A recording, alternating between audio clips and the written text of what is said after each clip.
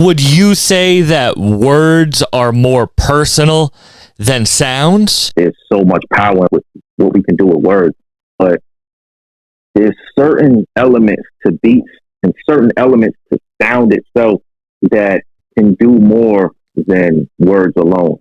You can literally hear a sequence of 4 or 5 notes of music that bring forth more emotion than 48 bars.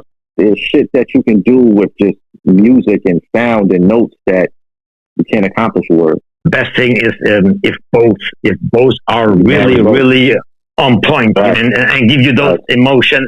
And let me make a little bit of promo. If you want, have this goosebumps, listen to A Voice in the Wind and Arian.